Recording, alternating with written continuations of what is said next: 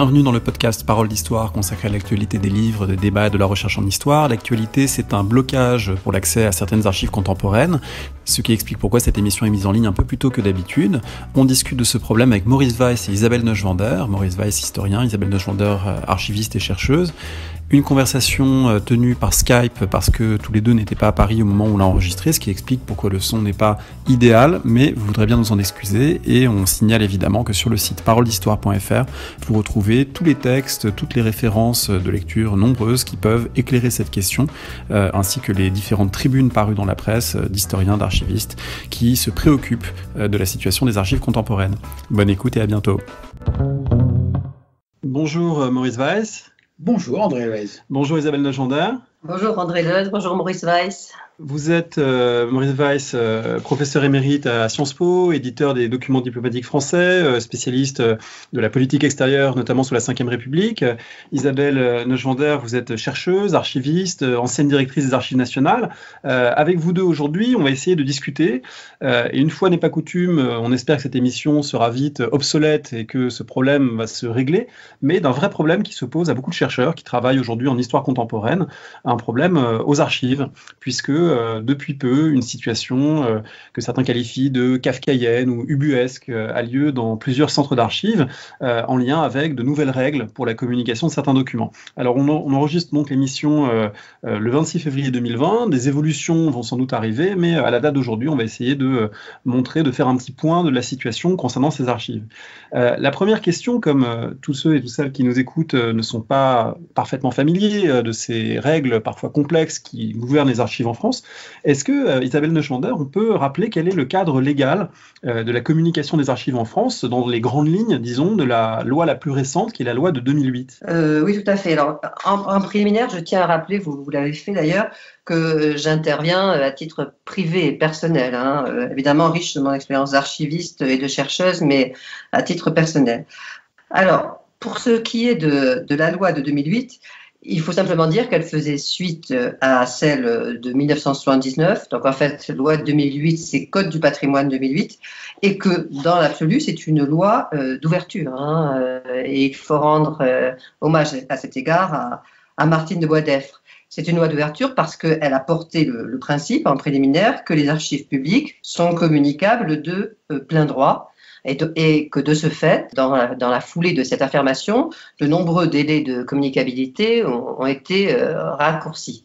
Donc l'idée initiale, qui a fait suite d'ailleurs à des négociations forcément et des discussions au Parlement, a été de continuer la dynamique d'ouverture enclenchée depuis environ 30 ans des archives contemporaines. Alors juste sur ce point, comme là encore tout le monde n'en est pas familier, cette question des délais d'ouverture, elle est très importante puisque en France, il y a différentes catégories de documents, comme dans la plupart des pays d'ailleurs. Il y a des documents qui sont immédiatement communicables, d'autres avec un délai de 25 ans, 50 ans, 100 ans. Est-ce qu'on peut peut-être donner quelques exemples pour dire comment cela fonctionne ? La grande différence avec la loi de 1979, c'est que des délais étaient appliqués par grande catégorie de documents. Par exemple, le dossier de personnel, 120 ans. Aujourd'hui, les délais de communicabilité sont appliqués à partir de la nature du document, du contenu du document. Par exemple, un dossier de personnel sera peut-être accessible 25 ans après le décès de l'intéressé. Pour l'état civil, notre exemple, alors que nous étions avant à 100 ans, nous sommes désormais à 75 ans de communicabilité. Ces deux délais peuvent paraître très longs à ceux et celles qui nous écoutent. Il faut rappeler peut-être la raison d'être de ces délais, c'est que dans beaucoup de cas, évidemment, il y a des questions de vie privée à préserver. Je pense par exemple au secret médical qui fait que certains documents sont accessibles longtemps après avoir été produits. Toute loi d'accès aux archives est une loi d'équilibre entre des intérêts qui peuvent être des intérêts contradictoires. L'intérêt de la recherche et l'intérêt, évidemment, de la protection des secrets de la vie privée ou des secrets d'État qui sont une réalité. On va en parler. Ce qui est particulier au système français et sur lequel il faut insister est que sont assortis au délai de communicabilité une possibilité de déroger à ces délais, donc une possibilité de dérogation. C'est-à-dire que ces délais ne sont pas fermés à une exception près, nous y reviendrons. Il est toujours possible d'y déroger en demandant une dérogation et les chercheurs en archives contemporaines pratiquent largement la demande de dérogation. Voilà, moi, j'avais eu le plaisir de le faire au ministère de la Défense en demandant des dérogations pour consulter des dossiers de mutin 1917 à l'époque où ils n'étaient pas librement accessibles. Donc, effectivement, c'est un principe bien installé. Maurice Weiss, sur cette loi de 2008, et son caractère à la fois d'ouverture, mais aussi peut-être certains aspects qui sont plus discutables. Quel est votre point de vue ? Je suis entièrement d'accord avec ce que vient de dire Isabelle Legendre concernant le fait que cette loi est une grande loi libérale d'ouverture. Il y a quand même un petit problème relatif à ce qu'on appelle les armes biologiques, nucléaires, chimiques, et où il est indiqué que ne peuvent être consultés aux archives tout document dont la divulgation est susceptible d'entraîner la diffusion d'informations permettant de construire, fabriquer, utiliser ou localiser des armes nucléaires, biologiques, chimiques ou toutes autres armes ayant des effets directs ou indirects de destruction d'un niveau analogue. Alors, bien entendu, on ne peut pas être contre le fait qu'il ne faut pas permettre à n'importe qui ou à n'importe quel État de fabriquer ou d'avoir accès à des secrets de ce genre. Mais pour autant, la critique que, en tant qu'historien, je fais à cette loi, c'est de déclarer que c'est incommunicable à jamais. C'est-à-dire qu'il n'est pas question d'un délai, il n'est pas question d'une révision éventuelle de cette disposition. C'est terminé, c'est fermé complètement. Alors, il y a un aspect qui est intéressant et qui est important à bien comprendre quand on est historien, c'est que à partir du moment où est jeté de cette façon-là l'opprobre sur ce genre de documents, il va de soi que tout ce qui touche plus ou moins à ces armes, et en particulier au nucléaire, fait peur aux gestionnaires d'archives à qui on demande de le communiquer. Si bien que s'il s'agit uniquement de documents, d'informations sur la construction, la fabrication, l'utilisation ou la localisation de ces armes, en réalité, cela va bien au-delà. Et en ce qui concerne la France, pour laquelle la question du nucléaire est une question très importante sous la Ve République, il est inimaginable que cette loi ne permette pas une révision périodique de ces délais et, en tout cas, ne dise pas d'un seul mot, d'un seul, que c'est incommunicable à jamais. Ça me paraît quelque chose de contradictoire avec cette loi libérale d'ouverture. Alors, ces contradictions, on va y revenir. Effectivement, c'en est une qui avait été pointée d'ailleurs à l'époque par un certain nombre d'auteurs. Je renvoie au site Paroles d'Histoire sur lequel on mettra la bibliographie complète parce qu'il y a beaucoup de textes qui permettent de comprendre tout cela et notamment les textes législatifs qui sont consultables sur Légifrance qui encadrent les archives. Il y a peut-être aussi quelque chose qu'il faut ajouter pour que, là encore, les auditeurs, les auditrices comprennent bien, c'est que cette loi régit le statut des archives publiques, mais toutes les archives publiques ne seront pas aux archives nationales. Il y a en fait différents services qui peuvent communiquer les archives et pour ce qui nous occupe, j'en vois trois principaux qui seraient les archives nationales, celles du ministère des Affaires étrangères et le service historique de la Défense. Isabelle Neuschwander, est-ce qu'on peut peut-être là aussi rappeler cette présentation et le fait qu'il y a différentes institutions qui gèrent ces archives ? Alors, vous soulevez un point très important. Bon, déjà, pour dire que je suis entièrement d'accord avec l'analyse de Maurice Weiss concernant l'incommunicabilité totale qui ne me semble pas possible et effectivement qui est en contradiction avec l'esprit de la loi. Donc là-dessus, nous partageons cette analyse et il est très dommage que cet article-là, finalement, ait un peu jeté le voile sur la loi. Alors, rappelez surtout que la loi s'applique à tous. La loi sur les archives, le code du patrimoine s'applique à l'intégralité des services gérants des archives publiques, qu'il s'agisse évidemment des archives nationales, qu'il s'agisse du ministère de la Défense, qu'il s'agisse des Affaires étrangères, qu'il s'agisse de la préfecture de police de Paris, et évidemment les archives départementales, communales. Donc certes, les archives de France, le service des archives de France est sous la tutelle du ministère de la Culture, mais la loi sur les archives, elle s'applique à tous les services et à tout le monde. Voilà, et donc les problèmes qui se posent aujourd'hui se posent aussi bien pour des chercheuses, des chercheurs qui vont à Vincennes au SHD, c'est-à-dire le service historique de la défense, que des gens qui vont à Pierrefitte-sur-Seine aux Archives nationales ou encore dans d'autres centres d'archives. C'est quelque chose qui n'est pas limité à tel ou tel service. Alors justement, ces problèmes, je vous propose d'essayer d'en parler, peut-être en commençant d'abord par présenter le texte qui est à l'origine un peu des troubles et des confusions actuelles, qui s'appelle l'IGI 1300. Alors, est-ce que l'un de vous deux veut expliquer ce qu'il y a derrière ce doux nom d'IGI 1300? Isabelle Nojondaire, peut-être. Alors, déjà, l'IGI 1300, c'est une instruction interministérielle qui fait suite à une autre instruction interministérielle de gestion des documents classifiés défense qui, elle, datait de 2003 et avec laquelle nous étions assez familiers. Donc cette IGI, qui est un texte très conséquent et d'ailleurs très intéressant à lire, gère le cycle de vie des documents classifiés défense, donc depuis le marquage du document jusqu'à sa déclassification. Donc dans l'absolu, il est tout à fait naturel qu'un État dispose d'un mémorandum, d'un vade-mecum, de la façon dont il doit gérer les documents qui vont supporter une classification défense.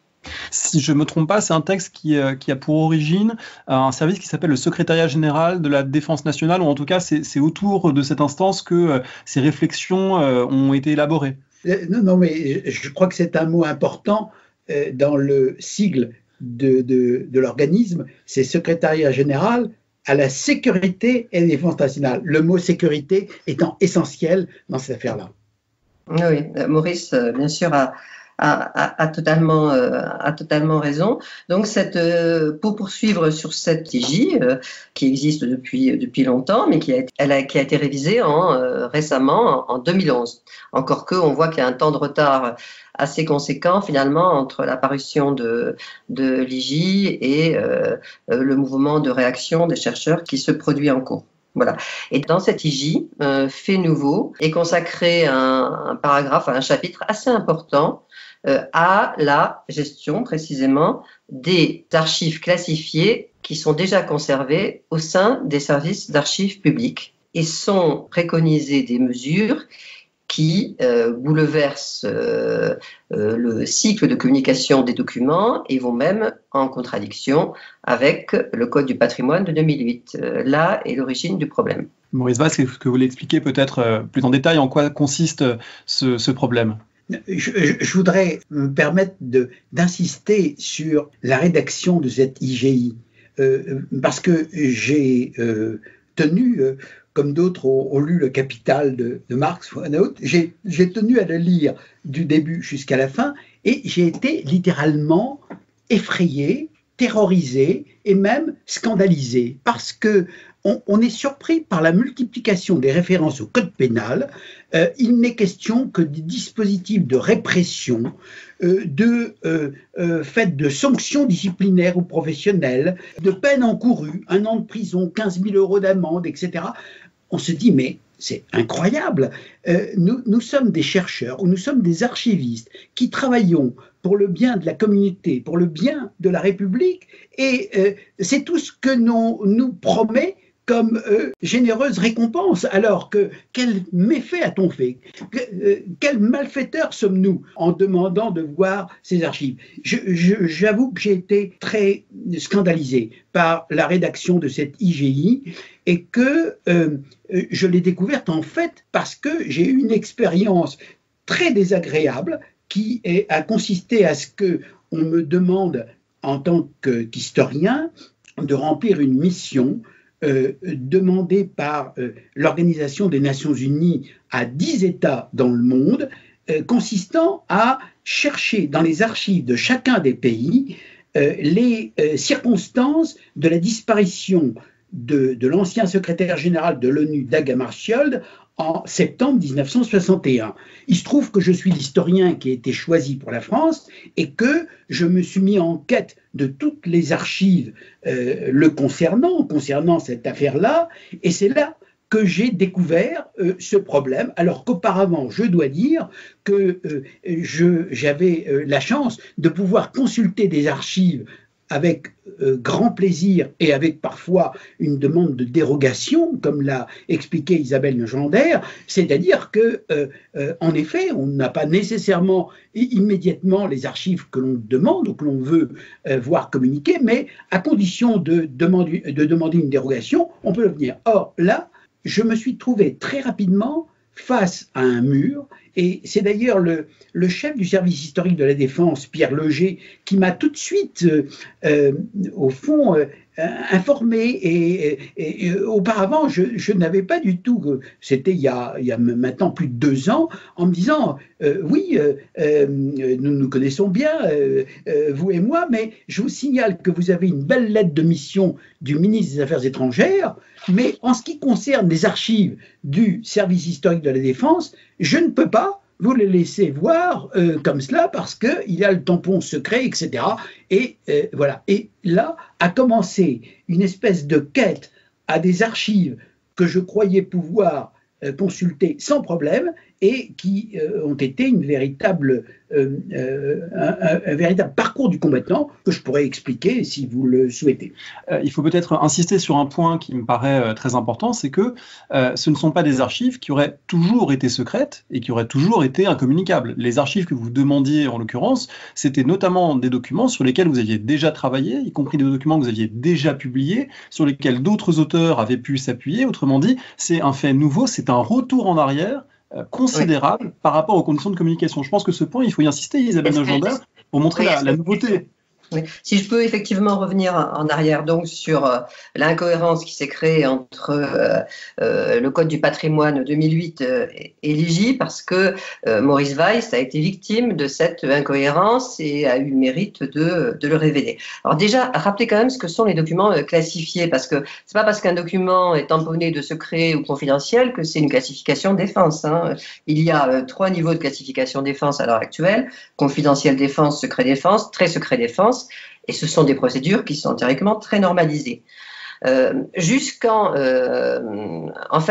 l'IGI 2011, les chercheurs ne voyaient pas apparaître les problèmes de classification, tout simplement parce que l'articulation entre la loi de 1979 et l'IGI de 2003 était parfaitement faite, et dérogation était égale à la déclassification temporaire. Donc, lorsque on avait une dérogation sur un document déclassifié, la communication se faisait naturellement et le problème de la déclassification ne se posait pas.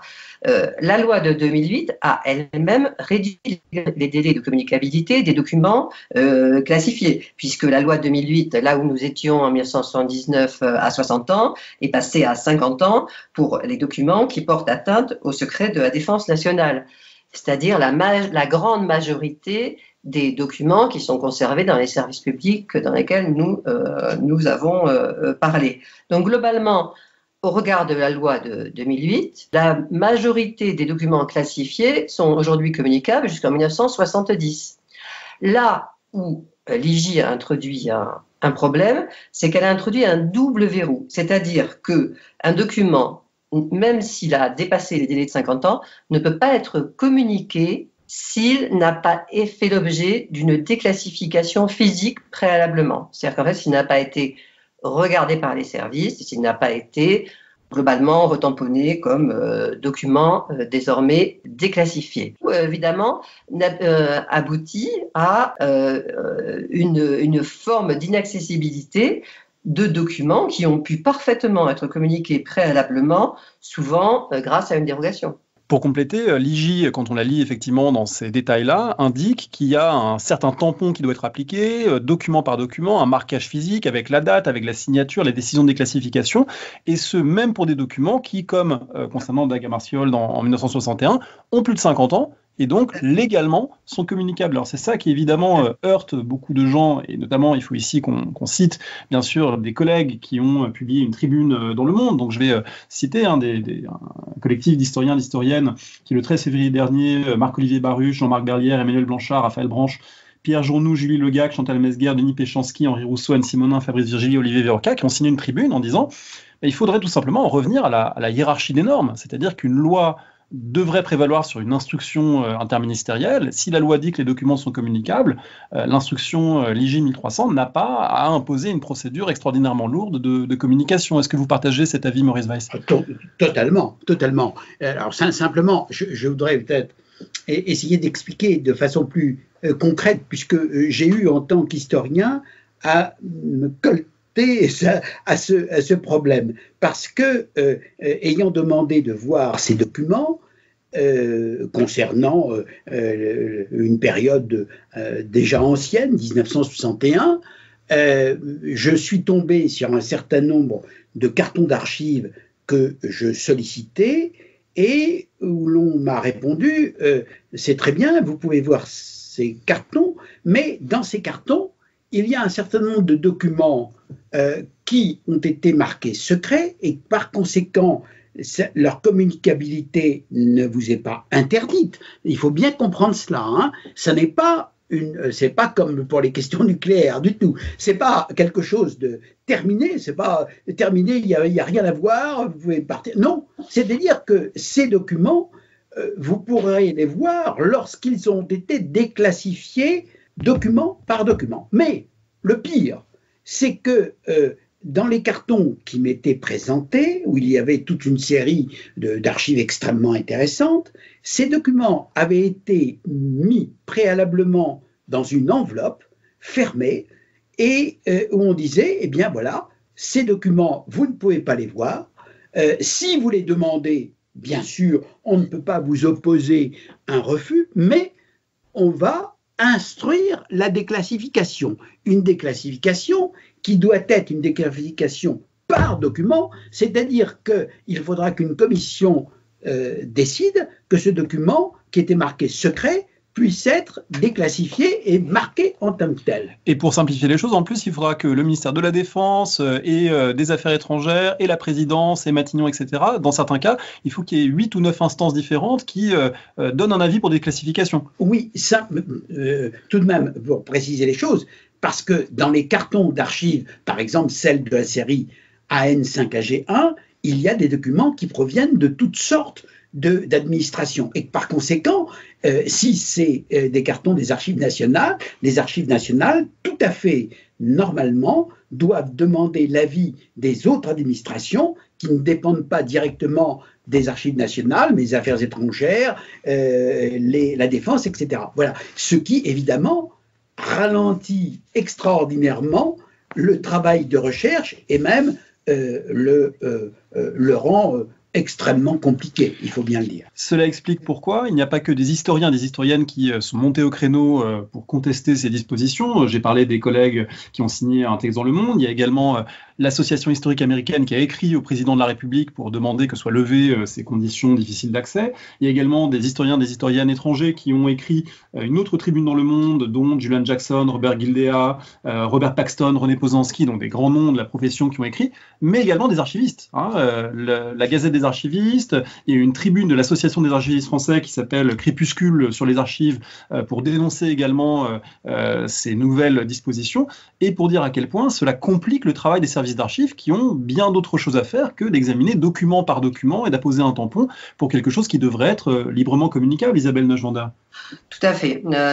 Crépuscule sur les archives, c'est un titre terrible et de fait, l'IJ 1300 annule en partie les effets de la loi libérale de 2008 et constitue une forte régression. Donc, il faut trouver une solution pour sortir de cette absurdité qui constitue à déclassifier des archives datant de la guerre, par exemple. Donc, on peut se poser vraiment des questions sur la légitimité aujourd'hui des classifications ou la nature même de classification défense sur des archives de la Deuxième Guerre mondiale. Donc, nous sommes dans une absurdité vis-à-vis des chercheurs, absurdité vis-à-vis des archivistes qui sont placés dans une situation impossible entre les services versants, entre les chercheurs et qui sont forcément handicapés de façon majeure dans leur travail principal, qui est celui de collecter les documents, de les conserver. Et de les conserver pourquoi ? Pour pouvoir les communiquer un jour. C'est la finalité ultime du métier d'archiviste. Et puis, dans un pays où finalement on manque de force vive, est-ce qu'il est bien de consacrer tant de temps à un travail qui n'est pas forcément utile, alors qu'on pourrait le consacrer à un travail utile. Donc il faut trouver, à mon sens, des voies de sortie de cette situation, tout en respectant naturellement ce qui relève des secrets de la défense nationale. C'est tout à fait possible.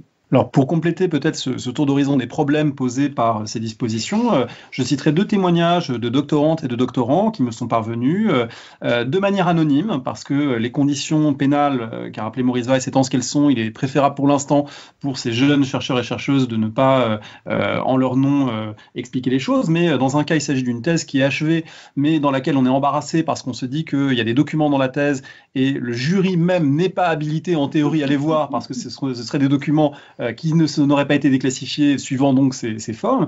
Et dans un autre cas, c'est une thèse en cours sur la guerre d'Algérie, qui est quand même évidemment un événement tout à fait central sur lequel on conçoit mal que la recherche puisse s'interrompre. Et littéralement, c'est quelqu'un qui ne peut pas continuer son travail puisque tous les cartons qui lui sont communiqués, il n'y a pas les journaux de marche et opération des unités, il n'y a pas les rapports d'opération. Autrement dit, tout ce qui fait la substance même du travail n'apparaît pas. Il n'y a que des cartons très génériques avec des revues de presse, avec des choses anodines et où il n'y a pas de tampons secrets qui peuvent lui être communiqués. Et donc, on m'a dit que voilà, sur 25 cartons demandés, il y en avait 4 qui avaient été obtenus. Donc, on imagine bien le frein absolument gigantesque que ça représente pour le travail. Je me permets de signaler que les documents qui étaient mis sous enveloppe et qu'on ne voulait pas me montrer dans un premier temps, puisque, encore une fois, c'est une question de communicabilité. Eh bien, ces documents, une fois que j'ai su ce dont il s'agissait, c'était des documents que j'avais moi-même publiés dans les documents diplomatiques français il y a plus de 20 ans. C'est-à-dire que ces documents secrets qu'on ne voulait me cacher, eh bien, étaient dans toutes les bonnes bibliothèques, dans les documents diplomatiques français. Alors là, on voit évidemment la contradiction majeure de ce texte ou des modalités de son application, qui a sans doute pour origine, et peut-être que là on peut se questionner, qui a sans doute pas pour origine une volonté explicite d'entraver la recherche. Il ne faut pas non plus, je pense, tomber dans un peu le fantasme d'archives fermées, de gens qui ne voudraient pas qu'on lève le voile sur les pages sombres de l'histoire de France, etc. Tout ce discours qu'on pourrait entendre. À mon sens, il s'agit plutôt de cultures professionnelles différentes, d'un rapport au secret différent. Le secret des uns n'est pas le secret des autres. Pour les historiens, le secret d'un document, c'est quelque chose qu'on sait manipuler à distance et dont finalement qu'on sait relativiser. C'est peut-être pas la même chose pour les instances qui ont produit ce texte, les J1300. Oui, alors, vous avez tout à fait raison d'insister sur ce point. Hein. Il n'y a pas de blâme à envoyer à qui que ce soit. Il y a au contraire un problème de compréhension, me semble-t-il, de compréhension entre des professions, entre des positions. Cela étant dit, la genèse de l'IGI 1300 dans sa version de 2011 pose problème et serait intéressante à résoudre en elle-même. Mais vous avez raison, en réalité, nous sommes faits pour nous entendre. Isabelle Legendre a parfaitement dit que les archivistes étaient, comme les historiens, dans une situation impossible face à cette nouvelle réglementation, et par conséquent, il faut en sortir par le haut. C'est-à-dire qu'il faut essayer que les différentes instances de l'administration française, qu'elles soient au SG-DSN, qu'elles soient au SGG, qu'elles soient aux archives nationales ou dans les autres centres d'archives, et les historiens doivent pouvoir débattre sereinement de ces questions sans s'envoyer des anathèmes. Et c'est peut-être cela que l'on pourrait souhaiter ou suggérer, c'est de pouvoir sortir de cette affaire-là par le haut pour montrer que la loi de 2008 était une loi libérale et qu'il ne faut pas la démentir. Isabelle Neuschwander? Oui, je suis entièrement d'accord, évidemment, avec Maurice Weiss, à une seule réserve, c'est-à-dire qu'en fait, si l'on en reste bien aux classifications, une classification défense et une classification défense, et qu'elles soient déclassifiées un jour, me semble d'un processus de bonne administration. Le problème est que justement cela n'a pas été fait jusqu'à présent. C'est-à-dire qu'en fait, les documents classifiés sont arrivés dans les services d'archives sans que les services aient fait le travail préalablement de déclassification. Et en cela, l'IJ met en place des procédures qui pourront être intéressantes pour l'avenir. Le problème, il est rétrospectif. C'est-à-dire que les documents qui sont aujourd'hui conservés dans les services d'archives et qui sont communicables, classifiés et communicables au titre du Code du patrimoine devrait de nouveau, à minima, être rendu de nouveau communicable. Ça, c'est la première chose. Et ensuite, il faut travailler de façon sereine avec les services compétents, s'ils l'acceptent, à une révision intelligente de cette partie-là de l'IJ. Pour prolonger cette discussion, je voudrais peut-être qu'on s'interroge un instant sur l'historicité même des classifications. Parce que, vous l'avez dit Isabelle Neuschwander, aujourd'hui, il y a confidentiel défense, secret défense, très secret défense. Or, ce ne sont pas des catégories intemporelles qui auraient traversé les âges depuis Napoléon jusqu'à nous, évidemment. Elles ont une histoire, ces catégories elles-mêmes. Et je pense à un livre qui a été récemment republié en poche de Sébastien Albertelli, Les services secrets du général de Gaulle, le BCRA. Bon, c'est un livre clairement qu'il ne serait pas possible d'écrire dans les conditions actuelles de communication des archives, puisque étudier le BCRA par nature, le Bureau central de renseignement et d'action, les services secrets de la France libre, par nature, c'est avoir affaire au secret. Mais précisément, les documents de 1942 sur lesquels il y a un tampon secret, est-ce qu'il s'agit du même secret que le secret défense codifié en 2011 ou en 2020, Maurice Weiss? Écoutez, vous mettez le doigt sur ce qui fait mal. En réalité, c'est que personne n'a jamais codifié ce qu'était le secret ou le secret de la défense nationale. Le secret, c'est une notion extraordinairement relative parce qu'elle varie selon les individus, elle varie selon les époques et selon les lieux. Ce qui est secret pour l'un n'est pas un secret pour l'autre. Et par conséquent, comme ce n'est pas codifié, c'est vraiment une valeur toute relative et c'est pour ça qu'il ne faut pas en faire un tabou. Je crois que nous sommes tous d'accord pour dire que tout n'est pas communicable du jour au lendemain, tout n'est pas ouvert nécessairement du jour au lendemain, tout ne doit pas être mis sur la table publique du jour au lendemain, c'est tout à fait évident. Nous ne sommes pas là pour la transparence totale. Pour autant, il faut faire attention à ce qu'on considère comme secret parce que les secrets disparaissent très vite. Il n'est point de secret que le temps ne révèle, disait déjà Racine. Alors, Maurice Weiss a tout à fait raison, si ce n'est que la classification défense, le principe de la classification défense, doit remonter, je pense, aux alentours de 1952. Je ne suis pas spécialiste du sujet, donc on pourra me démentir. 19 mai 1952. Voilà. Mais en revanche, effectivement, j'en parlais tout à l'heure, pour les fonds de la France Livre, pour les fonds du BCRA, sur quelle base peut-on s'appuyer pour dire qu'il s'agit d'une classification défense? Pour le coup, je m'interroge et il serait vraiment intéressant d'avoir l'avis de juristes sur le sujet. Et puis, vraiment, quels peuvent être les secrets aujourd'hui cachés du BCRA. Là, je pense qu'il y a un problème d'extension de la notion de classification défense à l'heure actuelle. Et cela pose un vrai sujet et Sébastien Albertelli a tout à fait raison de le souligner. Alors, vous avez parlé, Maurice Weiss, de sortie par le haut et je pense qu'évidemment, la plupart des gens le souhaitent. Parmi les solutions qui ont été esquissées, notamment du côté des archivistes, il y a l'idée qu'il y a un outil qui existe déjà, qui a été appliqué notamment pour la Seconde Guerre mondiale avec un arrêté de décembre 2015. C'est l'outil de la dérogation générale qui permet finalement de donner accès de façon large, relativement libre à une grande partie de documents au lieu de la dérogation au cas par cas où chaque chercheur dépose une demande en disant tel et tel carton m'intéresse. Finalement, on dit et notamment sur décision politique, parce que c'est bien souvent les autorités politiques qui disent, bon voilà, il faut faire la lumière sur tel ou tel épisode, on dit, voilà, les dossiers de la Seconde Guerre mondiale seront maintenant librement consultables. Est-ce que c'est quelque chose qu'on peut envisager d'étendre, de généraliser selon vous? Je préférerais que ce soit Isabelle Legendre qui réponde à cette question parce que c'est vraiment une question technique et à chacun son boulot. Isabelle Legendre saura très bien répondre à cette question, je pense. Alors, oui et non, mais la dérogation en général, en l'occurrence, au regard de l'IJ telle que je la comprends aujourd'hui,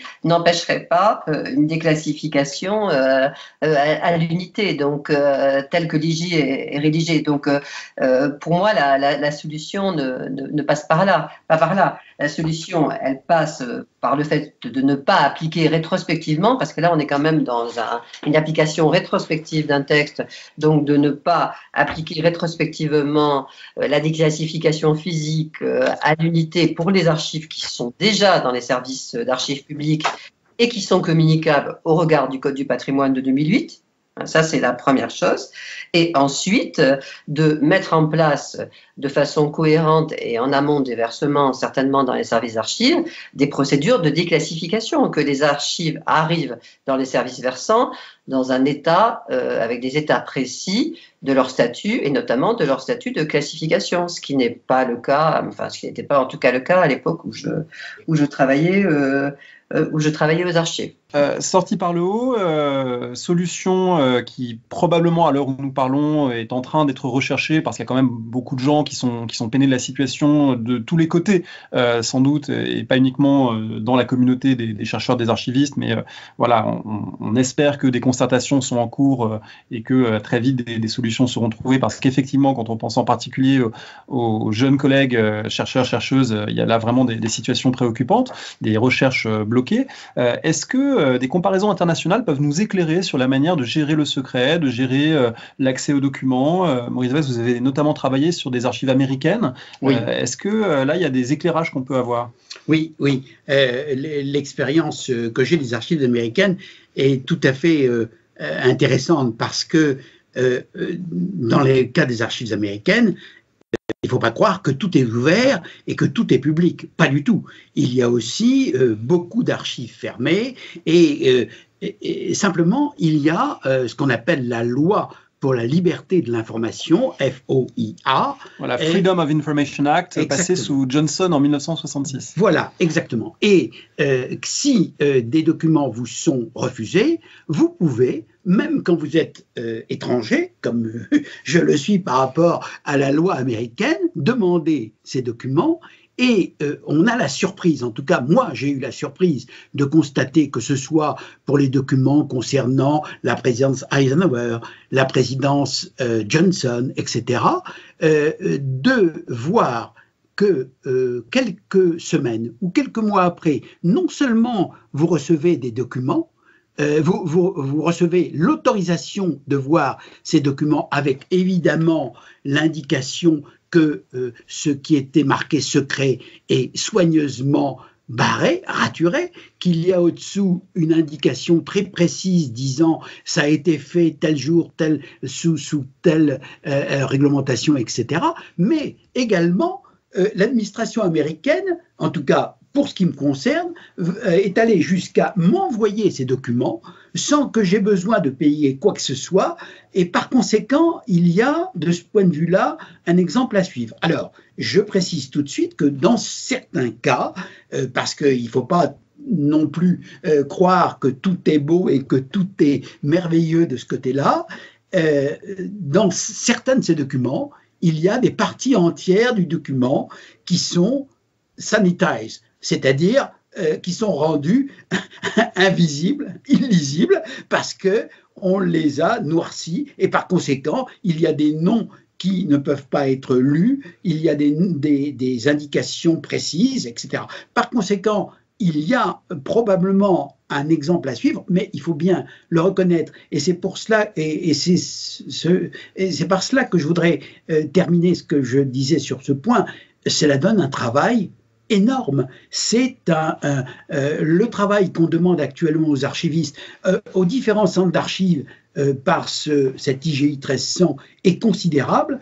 suivre l'exemple américain serait encore un travail encore plus considérable, surtout quand on voit l'immensité des archives qui se trouvent dans les différents services, parce que l'administration française, un peu partout, a beaucoup travaillé et produit beaucoup de papier, et il faut faire attention à ne pas surcharger les services qui sont déjà en limite de capacité. Isabelle Neuschwander, est-ce que la comparaison internationale avec les États-Unis, mais peut-être aussi avec nos voisins de l'Union européenne, vous donne des pistes également de réflexion ? Alors, elle donne forcément des pistes de réflexion. Pour ma part, je travaille actuellement dans les archives allemandes et je pense que la France n'a pas à rougir de son système de communicabilité actuel. Je précise des archives de la Seconde Guerre mondiale. Simplement, nous sommes sur des systèmes archivistiques complètement différents entre le système anglo-saxon et le système français. Donc, ils sont très difficilement comparables. Le système français, paradoxalement, et c'est ce que la loi de 2008 voulait faire apparaître, était un système assez ouvert, et Maurice Weiss sait bien que les chercheurs ont pu travailler sur des archives extrêmement contemporaines, présidentielles, pratiquement dès la fin de mandat, grâce au système de dérogation. Donc il souffre d'une forme d'opprobre qui est assez injuste, mais malheureusement, cette IGI, ou du moins l'application, enfin la mise en œuvre de cette IGI, risque de nous faire revivre un retour en arrière qui serait tout à fait nocif. C'est-à-dire qu'en fait, cette longue marche vers l'ouverture des fonds, qui a été marquée de moments très douloureux, je pense aux archives de la Seconde Guerre mondiale, le sujet des spoliations, ont été des moments que j'ai vécu personnellement, et dans lesquels les archivistes se sont investis pour ouvrir les archives, pour participer à l'explication du fait qu'une grande démocratie doit pouvoir rendre compte à ses citoyens et les ouvrir. Et ce grand mouvement qui s'est mis en route ne doit pas être interrompu, mais dans le respect du système français. Et à cet égard, il existe ce qu'on appelle le principe du respect des fonds. C'est-à-dire qu'un document n'est compréhensible que dans son environnement complet et son contexte. Et c'est en cela que le système de marquage ou de suppression d'une partie d'un document me semble tout à fait contestable au regard du système français. C'est-à-dire qu'en fait, un document, tout chercheur a le droit d'appréhender et d'analyser un document dans l'ensemble documentaire dans lequel il a été produit, et cela me semble très précieux. Alors peut-être qu'on peut terminer sur ce point d'ailleurs, puisque les pratiques, Maurice Weiss, que vous évoquiez, qui consistent à retirer d'un carton des documents pour les mettre sous enveloppe, etc., ça n'est pas non plus sans risque pour ces fonds eux-mêmes, puisque mettre des signets, retirer des documents, placer sous enveloppe, etc., c'est des manipulations et c'est même des risques de perte ou de désorganisation des fonds. C'est évident, et surtout quand vous voyez sur ces enveloppes une indication très aimable disant que pour l'archiviste ou pour le lecteur des archives, il y a des punitions, des amendes, des peines de prison éventuelles au cas où vous ouvririez ces enveloppes. Je crois que vraiment, sur ce point, il faudrait passer à autre chose. Et comme le disait Isabelle Neuschwander, à chaque pays son système d'archives. La loi de 2008 a été une très belle loi. Revenons à cette loi, appliquons-la, et dans le respect évidemment des secrets qui doivent être sauvegardés. Merci beaucoup à tous les deux.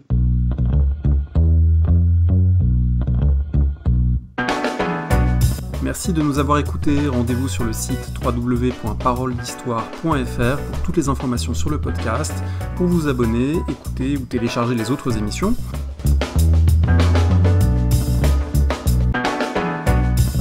La discussion se poursuit aussi en ligne, notamment sur Twitter. Vous pouvez poser des questions @paroledist et à bientôt pour un prochain épisode.